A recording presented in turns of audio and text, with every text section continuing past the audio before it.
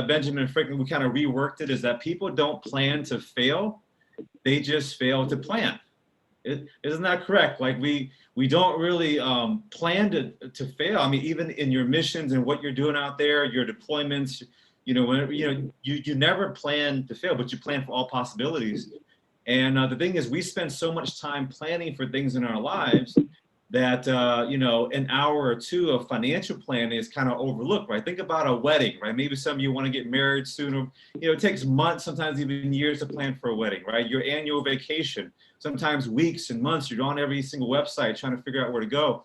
But the financial plan, which takes about 30 minutes, an hour, maybe a tune-up every year, every other year, something that we kind of neglect. So I want you to know that, you know, we just gotta make sure that we plan some of these things.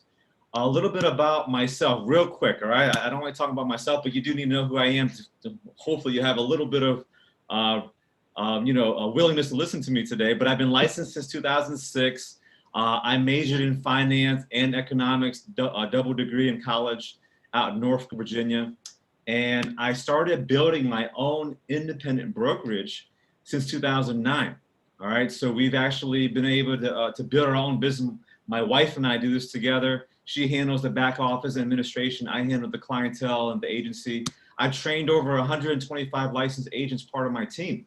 So together we've helped thousands and thousands of families throughout the country. And now with Zoom and kind of people being more used to, I'm gonna let Ahuff here. Okay, there you go. Ask me to admit, I'm just, you know, I'm kind of used to using Zoom, but ever since the Zoom era started, I mean, we've used Zoom for several years, but now the whole country, even the world's opened up to doing this stuff, right? Before people didn't really like this stuff, and now it's almost weird to see someone in person because of COVID and everything. And we're actually seeing clients overseas too. We have servicemen and women that are over in Dubai and in you know, danger zone. You know, we're doing presentations online, and we're able to help people out wherever they're at, which is really cool. So we've been able to help out a lot of people. I'm a fiduciary. What does that mean? It's a fancy word, right? It means that I'm licensed and I have to actually tell you the best advice that it is for you and not for my own pocket for anybody else. That's what fiduciary means. And I have that license. And again, I reside in Hampton Roads, Virginia, currently in the Yorktown, Hampton area. If you know where it is, Langley, Fort Eustis, Langley, Eustis, they call it now. You know, my dad was South Vietnamese Navy during the Vietnam War. He came over with the United States Navy when the U.S. pulled out of Vietnam in 1975.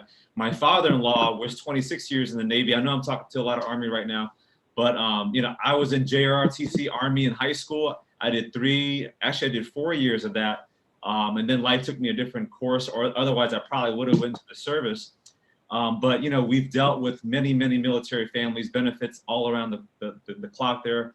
And my dad actually currently works his last couple of years here at the VA hospital in Hampton. So just so you know the area that I'm from, but Norfolk's big Navy, big Marine area, you know, Langley's Air Force. So so yeah, we've helped out a lot of people, and that's just who I am, just so you get an idea of that, right? Now, going into the meat of things, right? So there's a website right here called Money Under 30. This is one stat that I pulled from there. A lot of times you wonder, well, how much money should you save? And again, from 20 to 40 years old, man, it happens so fast, right? The older you get, the shorter the day seems to become. And so this is a very interesting stat here, right?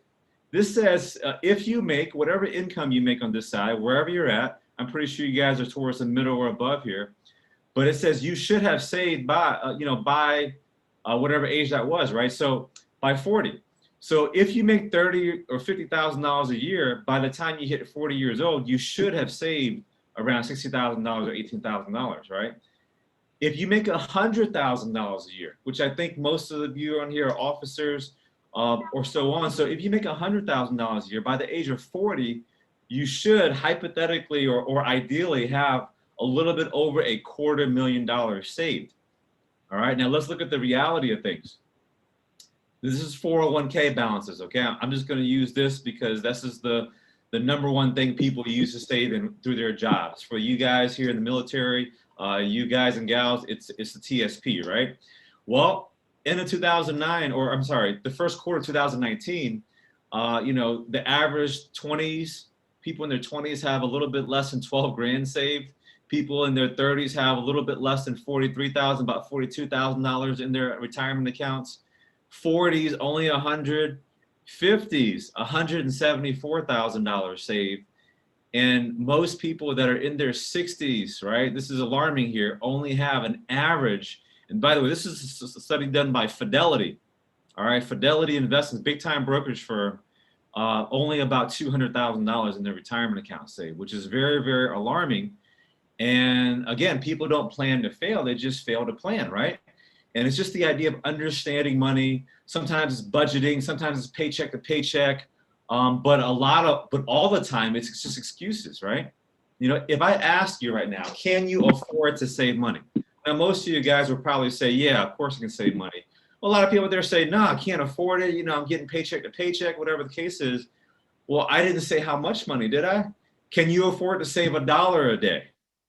Or 50 cents a day or 25 cents a day? It sounds ridiculous, right? But that's money. So yes, the answer is anyone can save money. It's just a matter of finding out the sweet spot and also prioritizing. And so hopefully we're catching you all in the early years, from most of you anyway. And even if it's, you know, a little bit later on, there's always a way to as well. But we're catching it early to hopefully open up the eyes there and give you a way to save. So I'm going to get into some key fundamentals about money. All right. I don't know if you've been taught this before, but this is something called the Rule of 72. Albert Einstein, very popular guy, very smart guy. He figured out a lot of stuff. But one of the things that he figured out that was super important was how money compounded, right? And so he says compound interest is the 8th wonder of the world. I'm still not sure what the first 7 are yet. Maybe the pyramids in Egypt is one of them, right? But he said that those who understand it will earn it, right? Those that don't understand it will pay it. And we're talking about compounding interest. You're earning interest is through investments and saving money in different ways, right? But paying interest is through credit cards, student loan debt, car debt, mortgage debt, all this kind of debts that we have here. And a lot of us aren't set up. This was one of the reasons why I got into the financial industry, was because of the alarming lack of knowledge, the lack of exposure to it. You know, when I came out of school in 08, 09 timeframe, that was when the Great Recession happened, right? That was when the economic collapse happened, the housing market blew up, mortgages were blowing up. And so, you know, that's when financial education started becoming required in schools. But when I first saw this information, I was just thinking, you know, people need to know about this kind of stuff. Whatever I do, I want to make sure I can help people in it. I didn't know about money for myself, so I wanted to study more about money. And it kind of became a passion of mine. And one of the fundamental things is called the Rule of 72. Why do you need to know this? Because you got to understand how long it takes for money to start compounding. What you do is you take the number 72, a little math formula for you here, and you divide it by the interest rate you get on whatever it is. Could be an investment, your TSP, the bank, car payment, whatever the case, credit card debt. Let's just use the bank, for example. Most people store money in the bank. I didn't say save money there. They just store money there, because when you save money in the bank, you're actually losing money over time, right? So let's say the bank gives you 1% for your interest. They don't, by the way. I have Navy Fed, and their current savings rate is about 0.25 and 0.35 on your money market, right? So let's just say we rounded up to 1%. 4 times what Navy Fed's giving me right now and giving many of you, right? 72 divided by 1 is 72 years. So if you had money sitting in your savings right now, getting 1%, your money would double in 72 years. Most of us would not be alive or cognizant enough to see or to really enjoy that. And a lot of us don't even have that much money to be, even if you doubled everything you have right now, still wouldn't be enough to live a great life. So is that really good long term? Of course not, right? So let's say you bump it up and you get 4%. You put 72, you divide it by 4, 18 it gives you, so money doubles every 18 years. And let's just say, for example, the age is 29 years old, all right? And again, let's just say, for example, you have $10,000 to put away somewhere one time. Now, one time only, not every month or every year or every other year, just one time, plant that seed. When you hit 47 years old, that money will double to 20,000. You guys tracking, right? When you double it again, every 18 years, at 65 years old, that money now becomes $40,000. You start to see now why there's not enough growth there, because 4%, while it's a lot better than 1%, it's still not going to give you enough velocity, enough momentum to get you to where you want to go. Let's say you have 8% investment. We double this interest rate. Now this is what kind of tipped Einstein off, right? He saw that when you double the interest rate, your money, most people think, would probably double as well. But because of the compounding effect, it actually quadruples in value. That same 10,000 at the same age, doubling every 9 years. So we double, twice as fast, right? But that 10 becomes 20, and then 20 becomes 40, and then 40 becomes 80, and then 80 becomes 160. All right. Now we have 4 times more money when we double the interest rate. Check out what happens when we triple the interest rate to what the long run average of the market is, 12%. Right? 6 years of money doubles. So needless to say, it's going to be a lot more money, but you probably didn't think it was going to be that much more money, right? 16 times more money when you triple the interest rate, just kind of tell you what it actually is.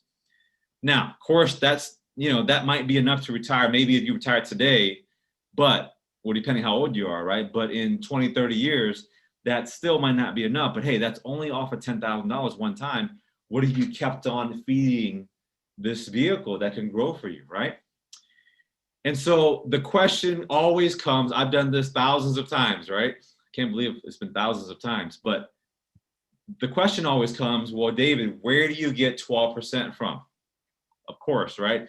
And so I want to point out, this is just the concept and the education about interest rates. Where you actually get it from, of course, I'm going to tell you here eventually. But first, I want you to understand the interest rate, because what we have to offer and what's available out there, not just what I have to offer, but what's available out there, right, are many different tools that can yield higher returns than this, and also give some kind of guarantee, some kind of safety net there. Okay. So again, you have any questions, pop in the chat box. We'll actually circle back around there to the end. But you got to understand this. So how does money grow? Well, there's various ways to invest money. And broadly here, there's 3 ways. In general, there's 3 ways. Number 1 is being fixed. This is your bank. This is the G fund inside of your TSP, your government fund that's guaranteed, right? The interest rate doesn't fluctuate. It just stays the same, but it's usually at a very, very low amount. 1%, 2%, maybe sometimes 0.5%. Why is this? Because when people guarantee your money, it's not being invested in anything. It's just sitting there. And they're going to give you a little bit more interest than what the Federal Reserve is setting rates at. I don't know if you follow that stuff in the news, but whenever you hear about the Federal Reserve meeting and all that kind of stuff, they're setting interest rates. And they push that thing as low as possible because of the pandemic. And that's what's making savings rates go down so low. When I was in college in 08, 09, the savings rate in the bank was about 4%. Mortgage rates were also about 7, 8% too, right? Now, because savings rates have gone down almost 0.2, 0.5, whatever that is, mortgage rates are like 2, 3, 4% or so, right? And so everything moves along the way. Now, if you were hooked up to a heart monitor and you saw that your heart was flatlined like that, that means you're dead, right? So money here is not doing anything. That means the money's dead. It's just sitting there. It's an excellent place for your emergency fund, for your oh crap fund. Like something happens, you got to go into it.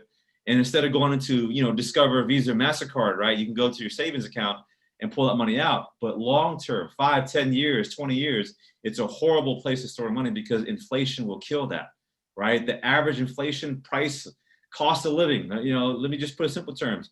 When prices go up every year prices go up by a little bit. Think about, you don't hear about $5 footlongs anymore, right? You go to Subway now, your normal tuna sub is $7, $8, $9 now, right? And so that's inflation. So your money will not keep up.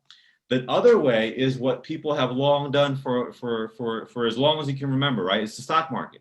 Variable, that's your C fund, your I fund, your S fund, all those funds out there in your mutual funds or whatever the case is, it's all tied to the stock market.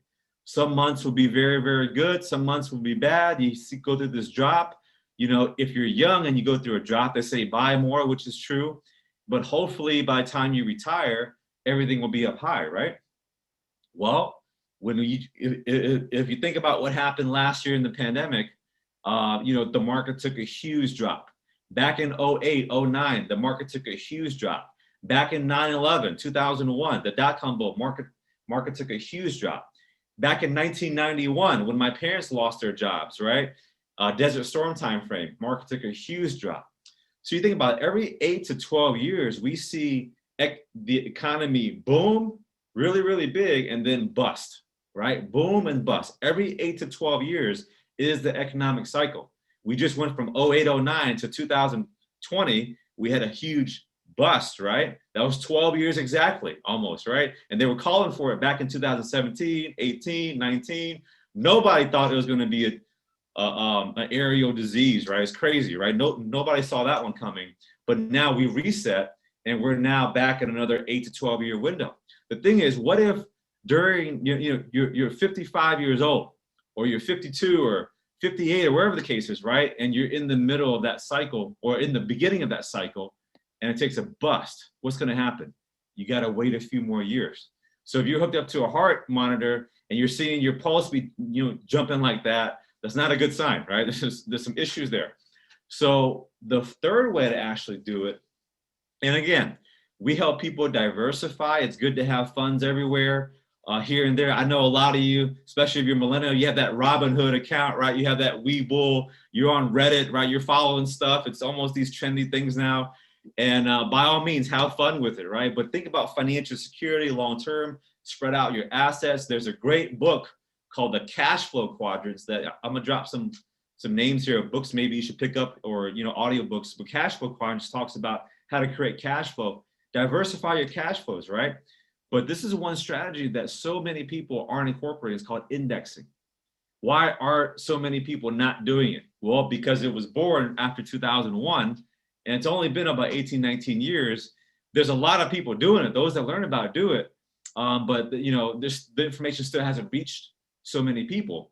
I can guarantee probably on this call, 80-20 rule, probably about 80% to 90% of you have never heard of indexing in the way that I'm getting ready to explain it. And this is good to get the exposure. And this is really why Mr. Madden invited us on here, right? So when the market goes up, they track that market. Who is they? The companies that we invest with. When the market rises, we gain. When the market drops down, they guarantee it. They lock the money in. They take the money out of the market, right? And they lock it in and they wait it out. And when the market rises again, you gain. When the market drops, we're locked in. So over time, instead of riding this roller coaster, this wave, you're actually stepping up the staircase here. Stairway to heaven, as I say, right? And what a great way to add into the portfolio or even get started on and diversify your assets here. Okay, so that's the 3 ways money grows. Let me move through here real quick again. Taxes. So before I jump into this, okay, especially if you're like younger than 40, all right, the way things are going, we don't have a crystal ball, right? But if you could take a guess, when we hit 59, 65 years old, do you think taxes are going to be higher or lower than they are today? Right? Most of you are thinking, well, I don't know, it probably makes sense, it will be a lot higher. Absolutely. When I graduated school, the national deficit, the national debt was just under it was $800 billion, 800 billion. And so just round that to 1 trillion, right? As of last year, in about 10 years, it went to 20 trillion. And with all this stimulus money coming out here, of course, they're trying to save the economy and keep everything afloat, right? That's several $1 trillion added to it. So the only way the government can offset some of these things is 2 tools. This is what we learn in economics, right? And this is what your boss, the military, or the government, Uncle Sam, right? They have 2 tools to actually offset some of these things that we know of anyway. They probably have a little more that we don't know about, right? But it's to increase taxes or to decrease benefits. I'll say that again, increase taxes or decrease benefits, right? And things are shaping to be a little bit different now, right? Let me give you one prime example. They just started the new retirement planning now, where they actually are starting to match TSP contributions, right? They didn't used to do that before a couple of years ago. And the reason they're doing that is because sometimes people don't do 20 years and they go out and do 5, 6 years, get education done, and then they sail off to the sunset. So you can exchange that time frame for less of a retirement later on through the pension, and so on, right? So where did they get that idea from? Well, they got that idea from the original 401k. which before all of this stuff happened, guys, there was a day, this is before me, this is before my parents actually even, where you would work for a company for 30 years and they would pay you a pension for the rest of your life, right? Well, somewhere along the way, 60s, 70s, 80s time frame, it got so expensive to keep paying all these pension plans. Someone had the idea, hey, let's create a 401k and make the employees put money into it. If they put money into it, we'll match it, and then that will be their retirement account. The catch is if they don't put money into it, we don't have to match it. So that takes the burden and responsibility off of the employer companies, and that puts the burden on the actual employees.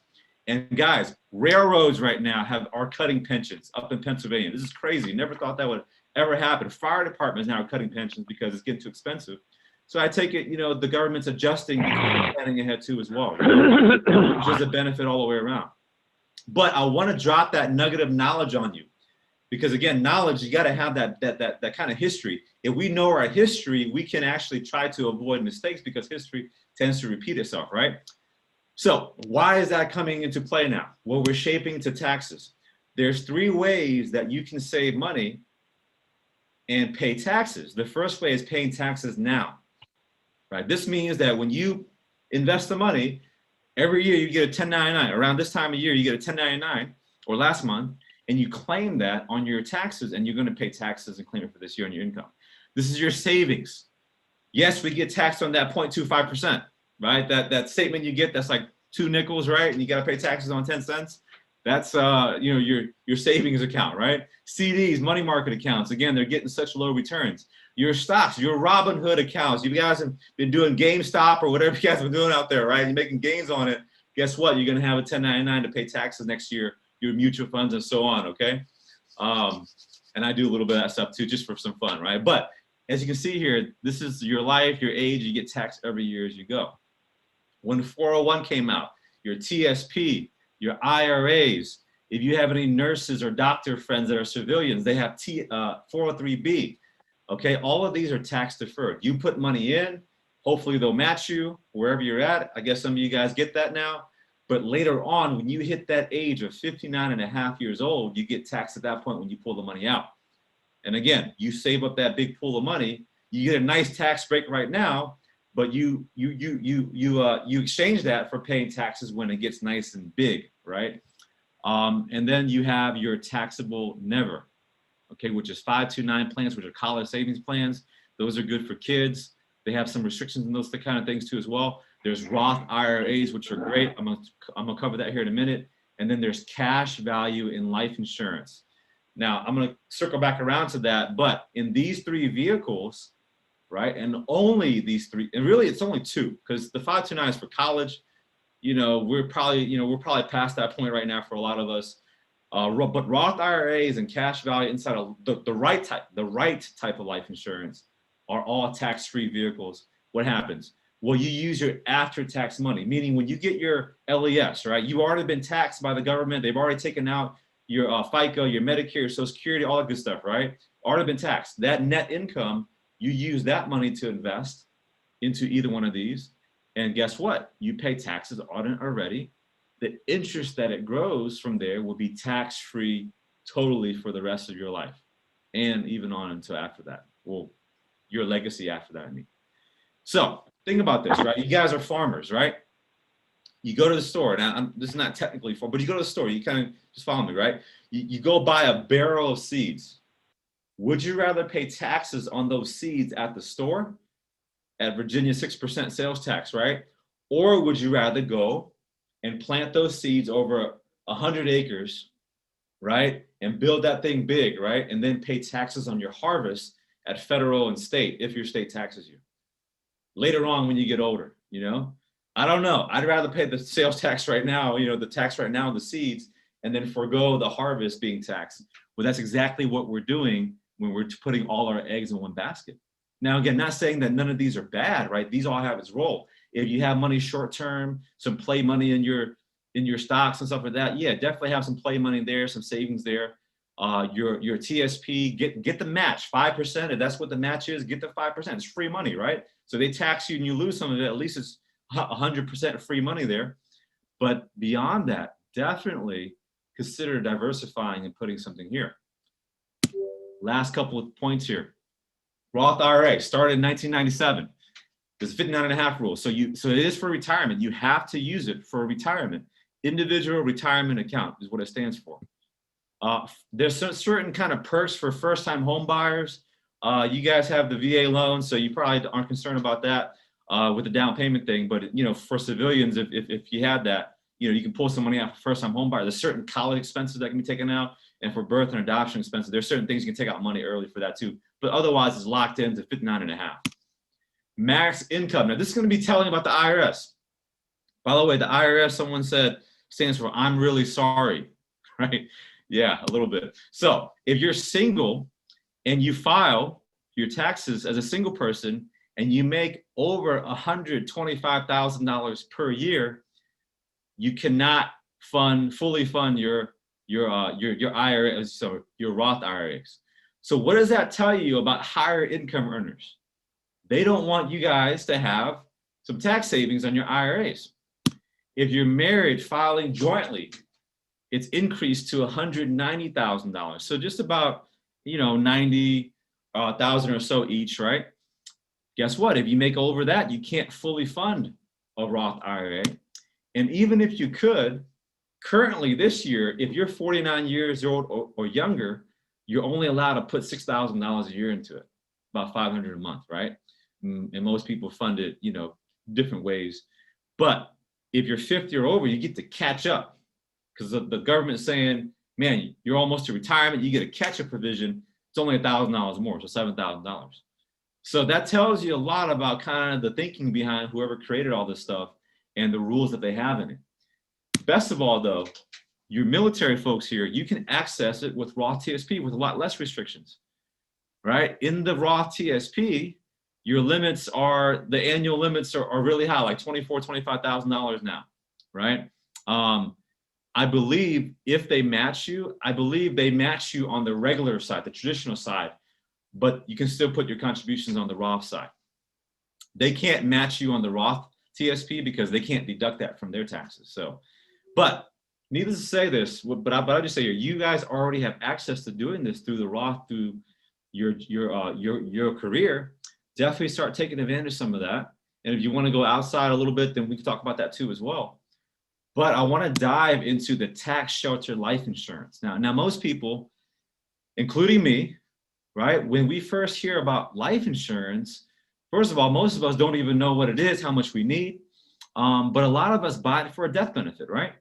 You get the military, so they give you the SGLI, Service and Group Life Insurance, $400,000, automatic, $26 taken from your checks, right? And of course we get it for life insurance in case we pass away, our family's okay without us, and so on and so forth, right? But then what if you don't pass away early? What if you live a long life and you're paying all this money into it? What benefit does it have for you? Well, let me show you a little bit here, because this is a very interesting data.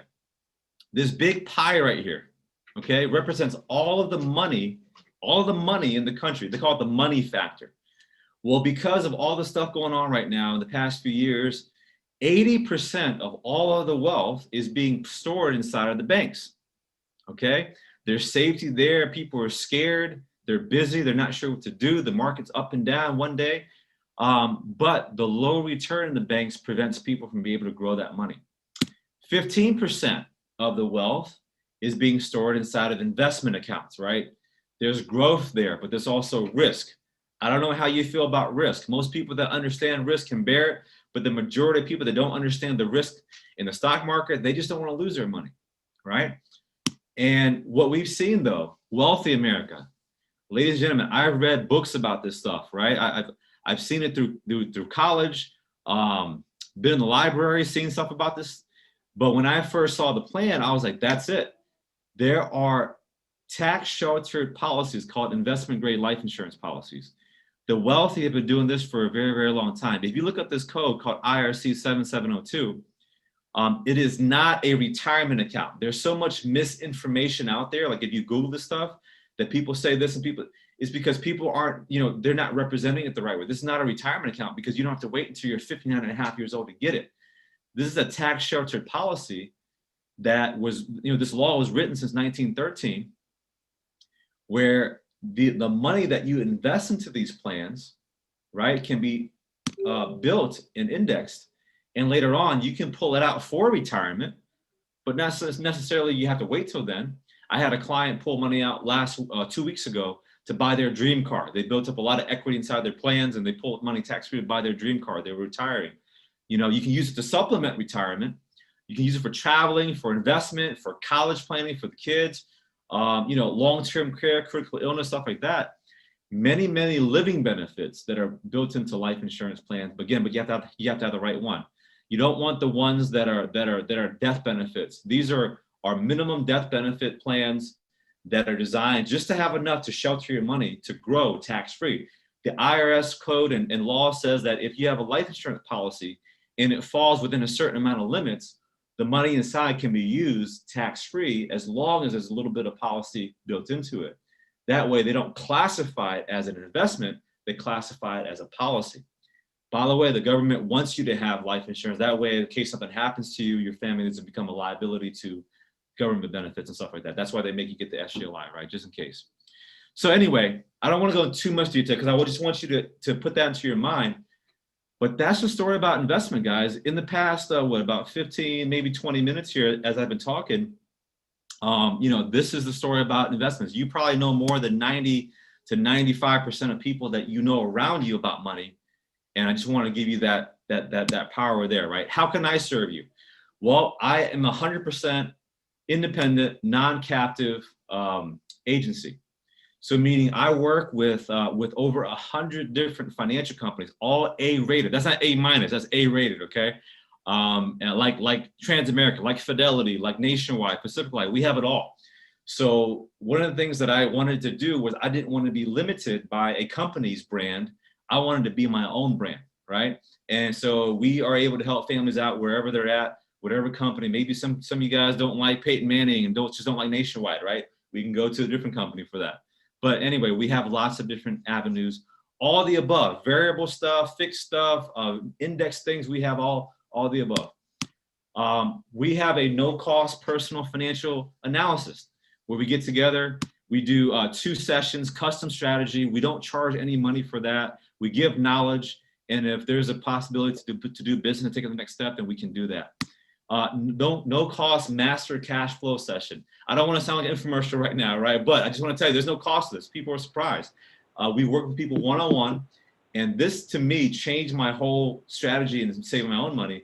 But it's called the Master Your Cash Flow session, and that shows you how to use multiple accounts to actually diversify your money and have things for bills, and just make sure that you have all your money and you know where all your money's at. You have every dollar accounted for. How many people have ever made money? You're like, man, where's all the money going? I'm clearing $4,000, $5,000, $6,000 a month.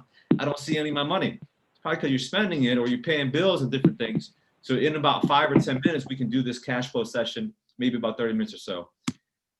Best way to contact me, text or call. Text is always great. I'm the first of the millennials, I guess you can say. So texting me is the best way to go, but you can also email me too. And if you want to learn more, again, no obligation, but if you want to learn more about any of this kind of stuff, just text me directly, call me, or send me an email, and we can work out a time and strategy session to see where it goes from there. Okay. So with that being said, you know, I'm going to go here to the chat to see if there's anything that I can answer. Hey, thanks, David. I appreciate that. And Tion, I don't know if you want to go ahead and let folks unmute themselves if they have a question, or if folks want to put that in the chat.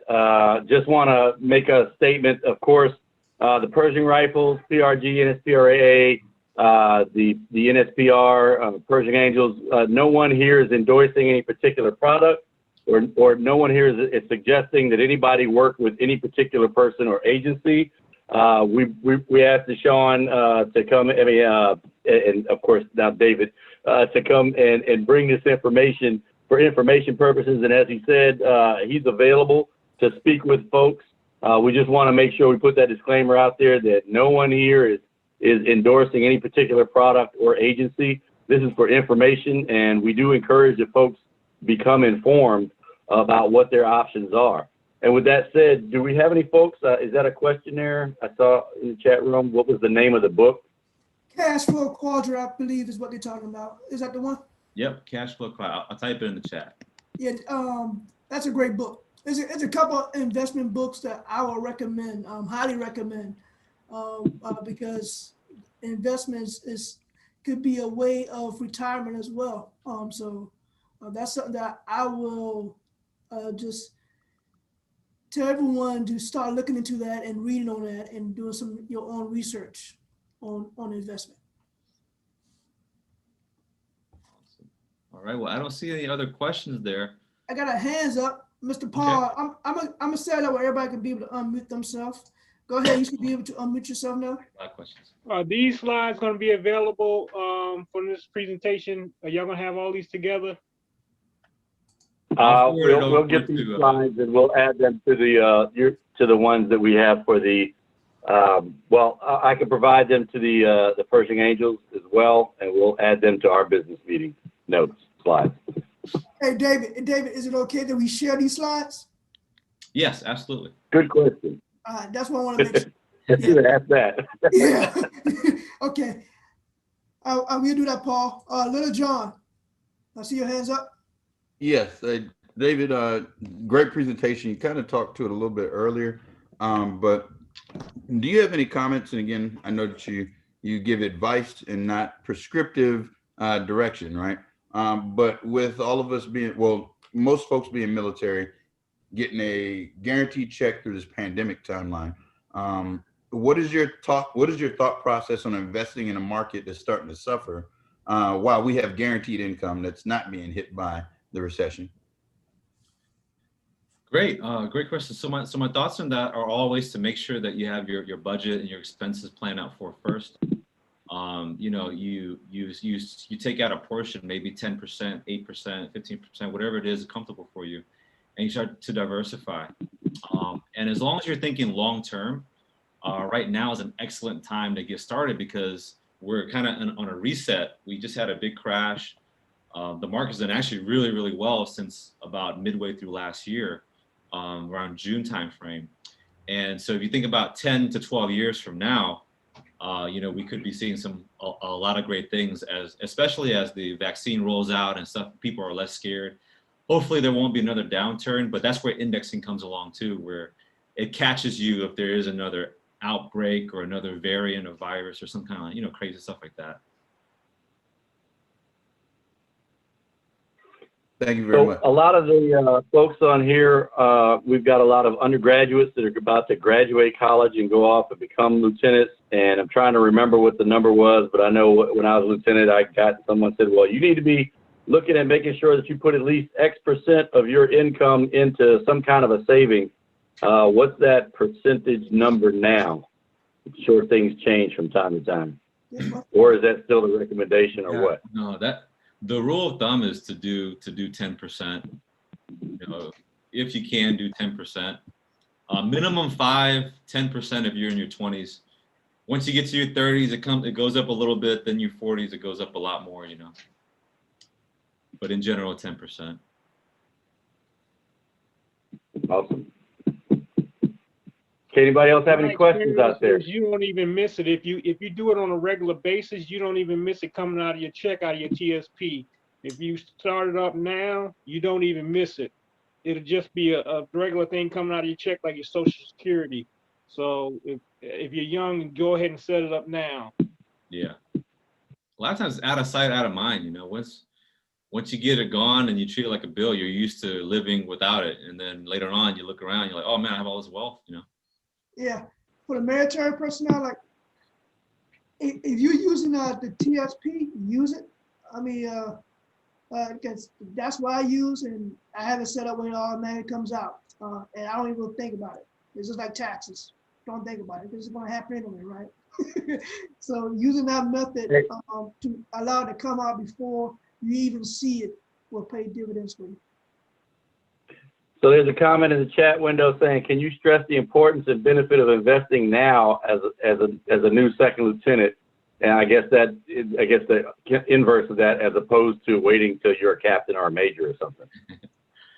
Yeah, do it now before you start to see. The thing is, I talk to people that are making $35,000 a year that are broke, and I talk to people making $300,000, $400,000 a year that are broke. Right? Because they're spending 80 to 85% of their income because what you tend to do is you tend to spend up to where your lifestyle is at. As you increase your lifestyle, you increase your spending, right? But if you could just for a period of time, especially when you're young, right? Imagine you weren't a second lieutenant. You know, imagine you were making what a I don't want to, you know, what an E7 might make, or E5 or E4 might make, and just live off of that for the first few years. Man, you're going to set yourself up for 5 to 10 years down the line where you can enjoy anything you want to, anytime you want to. You know, that's the idea, right? You still can enjoy life now. Like, not saying that you got to live on ramen noodles, nothing wrong with ramen noodles, but, you know, eat that every day. But you still can have a vehicle and have a nice car. You worked hard for it, but just set those plans in place. That way, when down the line, when you get all that toy stuff, you know, that toy phase out of you, then you're into like the bigger stuff in life. When you're 37, cars and stuff like that become less important to you. And now it's more about family time. Your time is more important, traveling, doing fun activities, playing, you know, seeing the world, stuff like that, you know? So, you know, live on less right now to live how you want later on. I hope that puts some perspective in there. And time is your most precious asset. Exactly, Hans, right? You can't lose, you can never get that time back, right? Brother Paul. I was going to piggyback on that. It's like you're starting off from the ground up. You start by saving while you're young, and as you grow and make more money, that 10% grows and grows. So as you get a promotion, you're still contributing on your 10%. Like you start, I tried at 15%. 15% was a little bit too much for me when I started, so I went down to 10%. You don't even miss the 10%. So as you get those raises, that 10% of that, whatever your raise is, it's like your 10% is of the raise that you're getting. So that 10% of that your gross of that raise that you're getting is going into your TSP. So you don't even miss it, that it's coming out. So you're getting used to what you're living off of. So if you're starting out young, you'll just be used to putting that money into your retirement. So it'd be like we said, it's just coming out. You're not even used to seeing it on your check. Right. Okay, I think we got time for like one more question. Is that a question? Yeah, I got some information. Well, I got some stuff in the chat room. What we got in the chat room? What's going on? They have their own conversation in the chat. That's what I'm talking about. Are there any more questions from the group? I don't believe we do. Hey, David, do you have any calculators or anything out there? Any websites that have good calculators that we could access as public access to take a look at? Like my comment in the chat, I'm comfortable living as a captain. I bought a 5-bedroom house as a captain. I think whenever I get a wife and kids, I'm good with that. I could afford it as a captain. I still have a future ahead of me in the military, and my check will go up. That's where I stagnate myself. But is there calculators or any tools out there that I can use to see what's going to make my money do something later on out of what I'm not spending? Yeah, you know, just type in Google financial calculator, I'm sorry, retirement calculator or investment calculator, and you'll see a bunch of them. I like the one through Fidelity because it's very easy to use. Plug your numbers in there, and you can kind of see them.